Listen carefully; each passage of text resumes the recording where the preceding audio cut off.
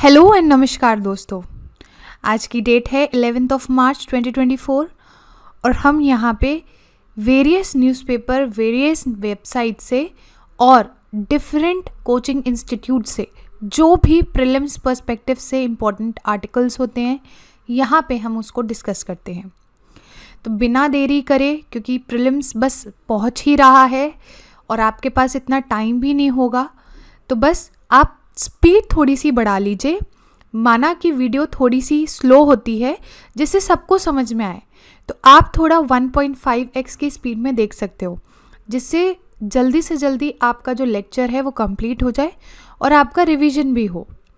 तो बिना देरी करे स्टार्ट करते हैं। देखिए, आज बहुत इम्पॉर्टेंट कुछ हुआ है। क्या हुआ है? इंडिया ने एक डील साइन करी है with some of the European countries. इनके बारे में हम जान लेते हैं। यानी कि इंडिया ने एक बहुत ही स्पेशल डील यानी कि फ्री ट्रेड पैक्ट साइन किया है विद एफ्टा। एफ्टा क्या है अभी समझेंगे। और ये स्पेशल डील जो है फ्री ट्रेड पैक्ट, इसको कहते क्या है? The trade and economic partnership agreement. ये क्या है? ये फ्री ट्रेड पैक्ट है। ठीक है, जो ये एफ्टा बात कर रहे हैं ना, जिनके साथ साइन हुई है, ये 4 कंट्रीज़ का ग्रुप है। यानी कि ये चारों कंट्रीज़ कहाँ की है? यूरोप की है। कौन कौन सी countries? Switzerland, Iceland, Norway and Liechtenstein. ठीक है, अब ये जो ग्रुप है आपका एफ्टा, ये 1960 में बनाया गया था, जिससे ये जो चारों कंट्रीज़ हैं ट्रेड आसानी से कर सके और अपने इकोनॉमी पे काम कर सकें। ठीक है, तो हाल ही में प्राइम मिनिस्टर ऑफ इंडिया, जैसा भी हमने डिस्कस किया, इस डील को साइन किया है इन्होंने विद एफ्टा। ठीक है, थोड़ा सा एफ्टा के बारे में और जान लो कि एफ्टा क्या है। ये एफ्टा है ना, ये बिजनेस और सर्विसेज को ग्रो करने के लिए है। यानी कि ये चारों जो कंट्रीज़ हैं आपकी, इनका आपस में बिजनेस प्लस वर्ल्ड के साथ जो बिजनेस है और सर्विसेज, ये ग्रो करने के लिए है। इसमें यूरोप का जो ट्रेड ग्रुप है, जिसमें से आपका यूरोपियन यूनियन आता है, यूके आता है, तो एफ्टा भी एक इम्पॉर्टेंट पार्ट है यूरोप का ट्रेड ग्रुप में। ठीक है, और ये जो एफ्टा कंट्रीज़ है ना, तो स्विट्ज़रलैंड जो है, इनमें से इंडिया का सबसे ज़्यादा जो ट्रेड है या बिजनेस है, किसके साथ होता है? स्विट्ज़रलैंड के साथ, नंबर 1। फिर किसके साथ होता है? नॉर्वे के साथ। ये याद रखने वाली बात है। अब थोड़ा सा इस जो डील है इसके बारे में जान लेते हैं। कौन इंचार्ज है? Ministry of commerce, industry and other departments in India. ठीक है, तो उन्होंने कहा है, यानी कि पीयूष गोयल जो इस इंडस्ट्री के इंचार्ज हैं, इन्होंने बोला है ये जो डील है ये एक नई तरीके की डील है और बहुत ही फ्यूचरिस्टिक है। यानी कि इंडिया के ग्रोथ पे ये ध्यान देगी। ये पहली बार है जब इंडिया ने इतनी बड़ी फ्री ट्रेड जो डील है वो किसी यूरोपियन नेशन, यानी कि बहुत जो वेल्दी कंट्रीज़ हैं, उनके साथ साइन करी है। इससे पहले एक और डील काफ़ी बड़ी जो थी वो साइन करी थी यूएई के साथ। ठीक है, पहली बार यूरोपियन वेल्दी कंट्रीज़ के संग साइन करी है। ठीक है, ये जो डील है आपकी, ये प्रॉमिस करती है कि ये जो चारों कंट्रीज़ हैं इंडिया में 100 अरब डॉलर कम से कम इन्वेस्ट करेंगी और 1 मिलियन जो जॉब्स हैं उसको क्रिएट करेगी। ठीक है, 15 साल के विद इन। और ऐसा भी प्रोविज़न है, मान लो अगर इस 15 सालों में ये जॉब क्रिएशन नहीं हुआ तो इंडिया कुछ प्रोविजंस जो हैं इस डील के उसको ऑल्टर भी कर सकता है, यानी कि अपने अकॉर्डिंग चेंजेस भी कर सकता है। तो ये जो डील है आपकी मेक इन इंडिया प्रोग्राम को बूस्ट करने के लिए है, जो कि काफ़ी इम्पॉर्टेंट है इंडिया के लिए। अब जब जॉब क्रिएट होगी तो ऑब्वियसली बात है काफ़ी सारे यंग और स्किल्ड वर्कर्स को चांस मिलेंगे। ठीक है, और जो इंडियन कंपनीज़ हैं अपना जो सामान है उनको बेच सकेंगी यूरोप में बहुत आसानी से, ठीक है, और पूरे वर्ल्ड में भी भेज सकेंगी, जिससे अपना मार्केट जो है ये लोग एक्सपैंड कर सकें। अब कुछ पार्ट्स हैं इस डील के जो अलग अलग चीज़ों के बारे में बात करते हैं। वैसे तो अभी हमने डिस्कस कर लिया है, लेकिन फिर भी देख लेते हैं कैसे जो सामान है खरीदा और बेचा जाएगा, ठीक है, कहाँ से जो ये प्रोडक्ट है उसका ओरिजिन हुआ है, तो उसके लिए रूल्स हैं, ठीक है, जो ट्रेड है वो आसान बनाया जा सके और फेयर बनाया जा सके, health and safety rules for food and animals, products के स्टैंडर्ड के बारे में, इन्वेस्टमेंट को एनकरेज के लिए, और इंडियन कंपनीज को एक्सेस मिले जिससे वो सर्विसेज प्रोवाइड करे इन एफ्टा कंट्रीज़ में, ठीक है, और रूल्स हैं किसके बारे में, कौन इस आइडिया को ओन करता है और कौन ने इन्वेंशन किया है, यानी किसने इन्वेंशन किया है, ठीक है। जो ट्रेड है इस चीज़ का इंश्योर करना है कि जो आप ट्रेड कर रहे हो वो लोगों को हेल्प करे और इस प्लैनेट के लिए भी एक यूज़फुल साबित हो। ऐसे नहीं कि जब पहले हम लोग बिज़नेस की बात करते थे तो बिना सस्टेनेबिलिटी के हम बिज़नेस चलाते थे, लेकिन आज सस्टेनेबिलिटी जो है बहुत इम्पॉर्टेंट पार्ट है, तो ये डील का भी पार्ट हुआ है। तो ये था हमारा आर्टिकल, इम्पॉर्टेंट था, free trade pact. Next article की हम तरफ चलते हैं जिसका नाम है मेघालय में एक सिटी है बिरनाट, ये मोस्ट पॉल्यूटेड सिटी डिक्लेयर हुई है by CERA, centre for research on energy and clean air, यानी कि श्रिया। इन्होंने एक मंथली एयर क्वालिटी स्नैपशॉट निकाला जिसमें बताया बिरनीहट, यानी कि ये एक शहर है कहाँ पे, आसाम और मेघालय की बॉर्डर पे। तो ये जो है मोस्ट पॉल्यूटेड सिटी है इंडिया में फरवरी 2024 की अगर हम बात करें। आपको हमेशा लगता है कि दिल्ली सबसे ज़्यादा पॉल्यूटेड सिटी है, लेकिन नहीं, अभी भी ऊपर और ज़्यादा सिटीज़ हैं इंडिया में जो इससे भी ज़्यादा पॉल्यूटेड है, जैसे कि बिरनीहट फर्स्ट हो गया, अरारिया बिहार में सेकंड, हापुड़ उत्तर प्रदेश में थर्ड, हनुमानगढ़ इन राजस्थान फोर्थ। तो आप देख सकते हैं कैसे दिल्ली इसमें अभी है ही नहीं टॉप 4 में। गवर्नमेंट ने national ambient air quality standards निकाला है 12 पोल्यूटेंट्स के लिए 2009 में, जिससे लोगों की हेल्थ को प्रोटेक्ट किया जा सकता है और एनवायरनमेंट को भी प्रोटेक्ट किया जा सके एयर पोल्यूशन से। किसने सेट किया? CPCB, यानी कि सेंट्रल पोल्यूशन कंट्रोल बोर्ड। कौन कौन से पोल्यूटेंट्स कवर्ड हैं ये इंपॉर्टेंट है, यहाँ ध्यान रख लेना। Sulphur dioxide, nitrogen dioxide, PM10 यानी कि particulate matter 10, 2.5, ozone, lead, carbon monoxide, arsenic, nickel, benzene, ammonia and benzopyrene. Ozone, lead, arsenic, nickel, ये सारी चीज़ें याद कर लो क्योंकि काफ़ी बार कंफ्यूज हो जाते हैं जब ऑप्शंस में आता है। तो ऑब्जेक्टिव क्या है एयर क्वालिटी स्टैंडर्ड्स का? सिंपल सी बात है, जिससे एयर क्वालिटी में जितने भी ये जो आपके पोल्यूटेंट्स हैं उनके लेवल को इंडिकेट करना। क्यों? क्योंकि पब्लिक हेल्थ सबसे ज़्यादा इम्पॉर्टेंट है, तो उसको प्रोटेक्ट करने के लिए, वेजिटेशन को प्रोटेक्ट करने के लिए और प्रॉपर्टी को प्रोटेक्ट करने के लिए उनका लेवल जो है इंडिकेट करना इम्पॉर्टेंट हो जाता है। और क्या है? जो पोल्यूटेंट लेवल है उनको कंट्रोल करना, ठीक है, और एक यूनिफॉर्म यार्डस्टिक बताना जिससे एयर क्वालिटी नेशनल लेवल पे हम कंपेयर कर सके, असेस कर सकें कि हाँ, अगर ये कॉमन पैरामीटर्स ही नहीं होंगे तो आप किस लेवल पे या किस बेसिस पे कंपेयर करोगे नेशनल लेवल पे, ठीक है।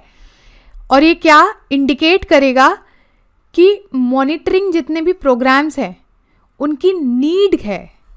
जैसे मान लो अभी हमने बताया जो बिरनी हट है यहाँ पे पोल्यूशन लेवल इतना है, तो अब जो भी प्रोग्राम्स की ज़रूरत है वो इसी के बेसिस पे होगी। ये जो इंडिकेट कर रहा है, ये जो नंबर इंडिकेट कर रहा है और कितने पोल्यूटेंट्स की क्वांटिटी कितनी ज़्यादा है, ठीक है, उसी बेसिस पे क्या आपके प्रोग्राम्स बनेंगे सरकारी। ये रीजंस क्या है अर्बन सेंटर्स में पोल्यूशन का बढ़ने का? इंडस्ट्रियल ऑपरेशंस काफ़ी ज़्यादा होते हैं, ठीक है, तो ये अनरेगुलेटेड चले जाते हैं, अनचेक्ड चले जाते हैं, इसी वजह से अर्बन सेंटर्स में पोल्यूशन काफ़ी बढ़ जाता है। पब्लिक ट्रांसपोर्टेशन पुराना हो गया जैसे, और बहुत ज़्यादा मात्रा में जो है वो बसेस चल रही हैं, है ना, तो उसके कारण हो जाता है। कंस्ट्रक्शन बहुत होता है, पोल्यूशन कंट्रोल जो मेजर्स हैं वो ठीक से लागू नहीं होते हैं, तो ये सारे कारण बनते हैं अर्बन सेंटर्स में पोल्यूशन बढ़ने के। अब हम बात कर लेते हैं इस बॉडी की, the centre for research and on energy and clean air. ये एक नॉन प्रॉफिट थिंक टैंक है जो कि रिसर्च करता है किस पे? एनर्जी एंड एयर पोल्यूशन पे। ये कहाँ पे फाउंड हुआ है और रजिस्टर्ड है? फिनलैंड में। इसका गोल क्या है? जैसे हमने अभी देखा है कि एयर पोल्यूशन का जो इम्पैक्ट है उसको ट्रैक करना, ठीक है, और कैसे ट्रैक करेगा? डेटा को प्रोवाइड करके, ठीक है। Next, national ambient air quality standards की बात कर लेते हैं। जैसे हमने देखा था 2009 में सरकार ने 12 पोल्यूटेंट्स को निकाला था, स्टैंडर्डाइज किया था, और किसके द्वारा? सीपीसीबी। कौन कौन से थे ये भी हमने देख लिया, ऑब्जेक्टिव भी हमने देख लिया है। नेशनल क्लीन एयर प्रोग्राम, इसको लॉन्च किया गया था ministry of environment, forest and climate change के द्वारा 2019 में। एम क्या है? ये जो ऊपर पोल्यूटेंट्स थे ना, इनको करीब करीब 40% से रिड्यूस किया जा सके, या फिर जो national ambient air quality standards के जो पर्टिकुलेट मैटर हैं 10, इनके कॉन्सेंट्रेशन को कम किया जा सके 2025 और 26 तक। आपकी नॉन अटेनमेंट सिटीज़ कौन सी होती है? जैसे नाम बता रहा है कि इन्होंने अटेन ही नहीं किया है national ambient air quality standards, जो है ऐसी सिटीज़ फेल हो जाती है इन स्टैंडर्ड्स को मीट करने में। जैसे कौन कौन से? फॉर फाइन पार्टिकुलेट मैटर और nitrogen oxide, nitrogen dioxide for over 5 years, ठीक है।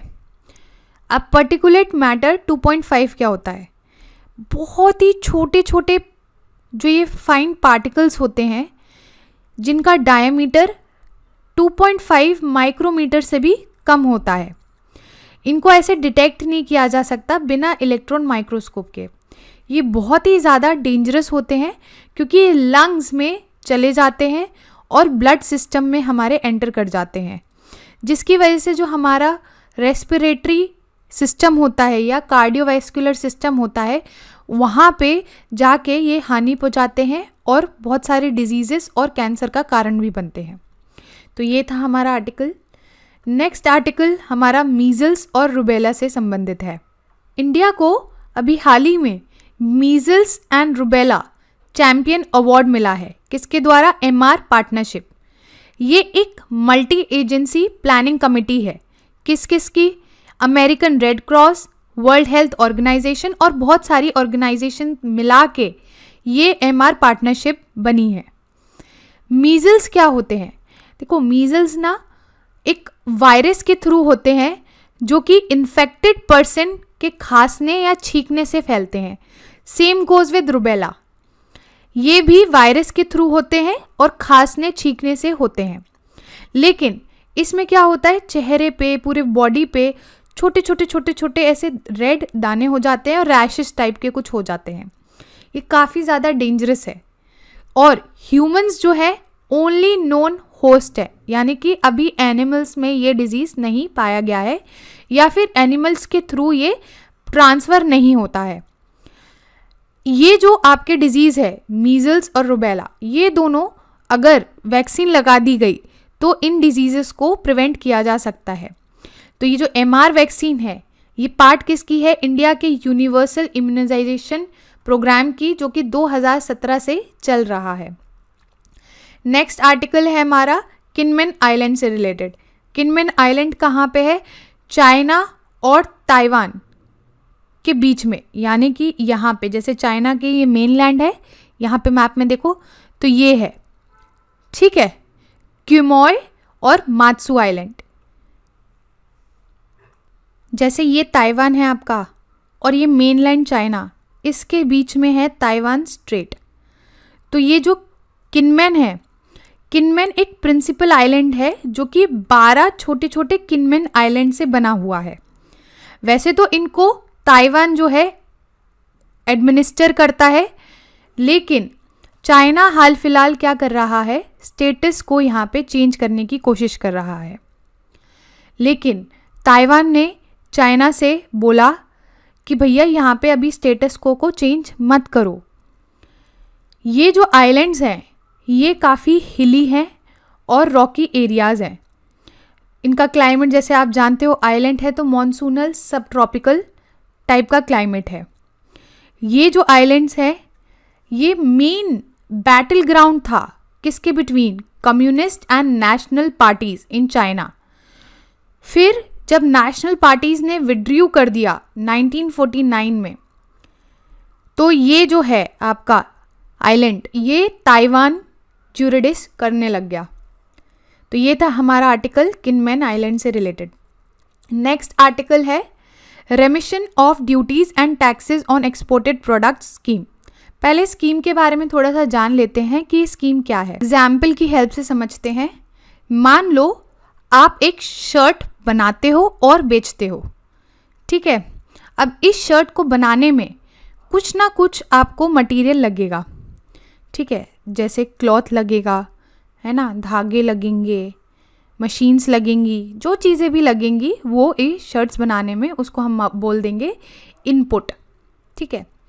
अब ये जो इनपुट है, मान लो आप 100 रुपये में खरीद रहे हो, लेकिन क्या इसमें टैक्स इंक्लूडेड नहीं होगा? टैक्स इंक्लूडेड होगा, क्योंकि जो ये मटेरियल या इनपुट बेच रहा है तो वो तो टैक्स लगा के बेचेगा ना। तो यानी कि एक्चुअल वैल्यू इसकी 100 नहीं है, ये तो टैक्स लगा के वैल्यू है, ठीक है। फिर ये जो शर्ट्स है आप इसको बेचोगे, फिर से टैक्स लगा के बेचोगे, ठीक है। तो जो ये हिडन टैक्स आपके इनपुट पे लग रहा है ना, तो इस स्कीम के द्वारा सरकार आपको ये जो टैक्स है ये वापस कर देगी। समझ में आया? तो जो सरकार है यानी कि सेंटर है, ये जो स्कीम है इसको एक्सटेंड किया है किस किस को? एडवांस ऑथराइजेशन होल्डर्स को, जो कि ऐसे मान लो मैन्युफैक्चरर एक्सपोर्टर्स होते हैं। स्पेशल इकोनॉमिक जोन्स, यानी कि ऐसे जोन्स होते हैं जहाँ पे ड्यूटी नहीं लगती। वैसे तो इंडियन टेरिटरी कहा जाता है इनको, लेकिन कस्टम्स में इंक्लूड नहीं करा जाता, यानी कि टैक्स नहीं लगता है। एक्सपोर्ट ओरिएंटेड यूनिट्स, ये ऐसे होते हैं यूनिट्स जहाँ पे वो कोई कंपनी कुछ भी प्रोड्यूस कर रही है, अपना 100% क्या करेगी? एक्सपोर्ट करेगी। तो ये जो तीनों कैटेगरीज हैं आपकी, advance authorisation holders, special economic zones और एक्सपोर्ट ओरिएंटेड यूनिट्स, ये तीनों करीब करीब 25% बनाते हैं इंडिया के एक्सपोर्ट का। जो आपकी ये वाली स्कीम है रेमिशन of duties and taxes on exported products, ये किसके द्वारा लॉन्च करी गई थी? Ministry of commerce and industry in 2021, जिससे ये लोग रिफंड कर सके टैक्सेस और ड्यूटीज ऑन एक्सपोर्टेड प्रोडक्ट्स। समझ में आ रहा है? चलिए नेक्स्ट आर्टिकल हम बात करेंगे प्राइमरी एग्रीकल्चर क्रेडिट सोसाइटी से रिलेटेड। सेंट्रल गवर्नमेंट टारगेट कर रही है हर विलेज को कि भैया तुम अपनी एग्रीकल्चर क्रेडिट सोसाइटी बनाओ और हर विलेज में, every village of the country 2047 तक एग्रीकल्चर क्रेडिट सोसाइटी होनी चाहिए हर विलेज में, ठीक है। अब हम बात कर लेते हैं पहले कि जो प्राइमरी एग्रीकल्चर क्रेडिट सोसाइटी होती क्या है। ये एक विलेज लेवल पे कोऑपरेटिव क्रेडिट सोसाइटीज़ होती हैं। जैसे आपने कोऑपरेटिव सोसाइटीज़ तो सुनी है, एक स्टेट लेवल पे होती है, सबसे ऊपर नेशनल लेवल पे होती है, फिर डिस्ट्रिक्ट लेवल पे होती है, ठीक है। तो अब किस लेवल पे, अब हम बनाएंगे विलेज लेवल पे, जिसको हम क्या कहेंगे, प्राइमरी एग्रीकल्चर क्रेडिट सोसाइटी, ठीक है। तो ये कौन हेड करता है, स्टेट लेवल पे हेड करेगा स्टेट कोऑपरेटिव बैंक्स, और जो आपके पैक्स हैं यानी कि प्राइमरी एग्रीकल्चर क्रेडिट सोसाइटी, इनके पास करीब करीब 13 करोड़ फार्मर्स हैं जो कि इंगेज्ड है किस चीज़ से, शॉर्ट टर्म क्रेडिट, यानी कि छोटे टर्म के लिए जो लोन लेते हैं और डिस्ट्रीब्यूशन करते हैं सीड्स का, फर्टिलाइजर्स का। तो जो 13 करोड़ फार्मर्स हैं इनसे जुड़े हुए हैं। इनकी फंक्शनिंग क्या है, जो आपके शेड्यूल्ड कमर्शियल बैंक्स होते हैं ना, ये ट्रांसफ़र करते हैं पैसा किसको, डिस्ट्रिक्ट सेंट्रल कोऑपरेटिव बैंक्स को, जो कि डिस्ट्रिक्ट लेवल पे काम करता है। फिर ये जो डिस्ट्रिक्ट लेवल पे जो कोऑपरेटिव बैंक्स होते हैं वो पैक्स को देते हैं, ठीक है। और पैक्स जो है डायरेक्टली आपको पता है फार्मर से डील करता है। और जो ये कोऑपरेटिव बॉडीज़ हैं जैसे पैक्स हो गए, इसमें जैसे बहुत सारे फार्मर्स जो हैं जुड़े रहते हैं, तो ये इनके जो इलेक्शन से अमंग दी पैक्स इलेक्ट होते हैं। इसका सिग्निफिकेंस क्या है कि भैया इतने सारे जब फार्मर जुड़ रहे हैं तो लास्ट माइल कनेक्टिविटी होनी चाहिए, यानी कि हर एक फार्मर के पास क्रेडिट पहुंचना चाहिए, ठीक है। और बिना झंझट के लोन भी प्रोवाइड होना चाहिए, बिना पेपर वर्क या किसी भी चीज़ के। जो सरकारें इतनी स्कीम्स निकाल रही हैं उनका डायरेक्ट बेनिफिट होना चाहिए फार्मर्स को, ठीक है। तो ये जो पैक्स हैं इनका डेटा को कंप्यूटराइज कर दिया गया है, जिसकी वजह से और भी हेल्प पहुंच रही है। सरकार ने लॉन्च किया है नेशनल कोऑपरेटिव डेटाबेस।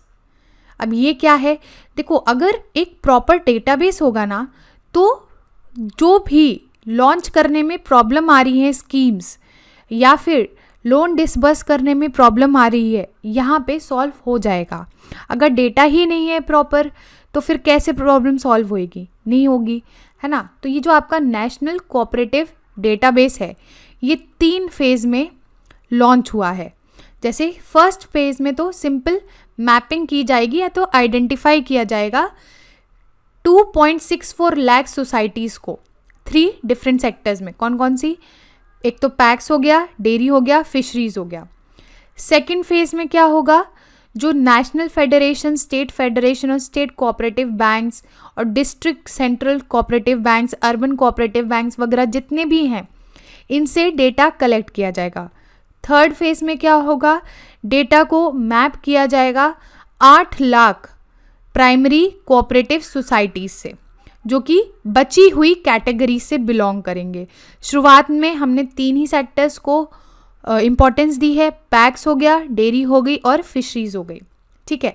एक बार नेशनल कोऑपरेटिव डेटाबेस के बारे में देख लो। वैसे तो यहाँ पे 3 फेज़ का हमने समझ ही लिया है कि एक डेटाबेस को तैयार करना है, लेकिन फिर भी इसको किसने इस्टेब्लिश किया है, मिनिस्ट्री ऑफ कोऑपरेशन ने, ठीक है। जिससे जो डाइवर्स नेचर और साइज है कोऑपरेटिव सेक्टर का, उसको एक डेटाबेस के अंदर लाया जा सके, ठीक है। और वही बात है कि सिंगल पॉइंट एक्सेस बन जाए ये इंफॉर्मेशन का 8 लाख कोऑपरेटिव सोसाइटीज़ के लिए, एक अपडेटेड डेटा रिपोजिटरी हो, ठीक है। और जो भी प्रॉब्लम है, जो भी गैप्स है जोग्राफिकल स्प्रेड को रिलेटेड, वो भी यहाँ पे आइडेंटिफाई किया जाए और उनको रिजॉल्व किया जाए। तो ये था हमारा आर्टिकल आपका पैक्स से संबंधित, और यहाँ पे हमने नेशनल कोऑपरेटिव डेटाबेस के बारे में भी जाना। तो इतना ही था आज। Thank you very much for the discussion.